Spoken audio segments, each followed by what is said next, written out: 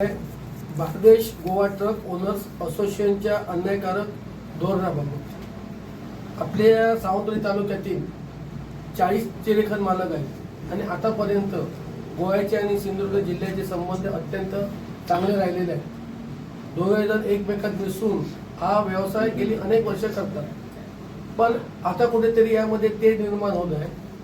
कारण सावंतवाडी तालुक्यातील जे 40 चिरेखन मालक आहेत त्यांच्यामध्ये रेटमधनं काहीतरी थोडंफार त्यांच्यात वादावादी झाले, कारण आता त्यांना जीएसटी पण भरावा लागतो। त्याच्यामुळे रेटमध्ये त्याशिवाय डिझेल पण वाढले 8.5 रुपयांनी, त्याच्यामुळे कुठेतरी रेट वाढवणे आणि त्याच्यामुळे इकडच्या गाड्या ते गोव्यामध्ये घेत नाहीत किंवा यांना सांगतात की सकाळच्या 5 ते 10 पर्यंत आपल्या गाड्या चालतील, 10 नंतर तुमच्या गाड्या चालतील। ही गोष्ट अन्यायकारक आहे आणि हे संबंध गोवा आणि आमचे संबंध हे कायम चांगले राहिले पाहिजे। आम्ही इथे जाहीर करतो की हा जो विषय आहे तो सन्माननीय राणेसाहेब, खासदार राणेसाहेब यांच्याकडे आम्ही नेऊ, त्यांना गोव्याच्या सीएम साहेबांशी आम्ही बोलायला लागू, त्याच्यावर आम्ही तोडगा काढू।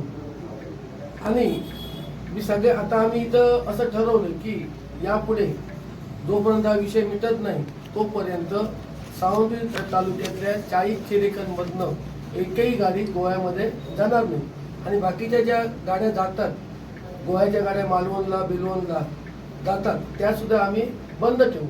आणि जे इतर चिरेखन मालक आहेत मालवणमधले, निलेश राणेंना सांगून त्यांना सुद्धा आम्ही सांगू की तुम्ही सुद्धा बंद करा आणि हा सामोपचाराने जो विषय आहे तो सामोपचाराने मिटवा। पण येणाऱ्या अधिवेशन संपलं की निलेश साहेब जे येतील तेव्हा सगळ्या या चिरेखन मालक आहेत त्यांना साहेबांची भेट घालून आमचा विषय समजवू। सगळ्यांना रोजगार पाहिजे, एका चिरेखनवर 100 कुटुंब आहेत आणि दुसरा व्यवसाय आम्हाला नाही आहे।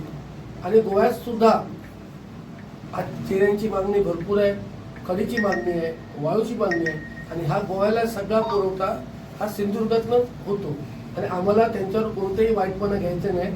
हा समझोत्याने आम्ही मार्ग मिटू, पण जर रेटच मिळत नसेल तर गाडी पाठवण्यात काय तिथं अर्थ नाही।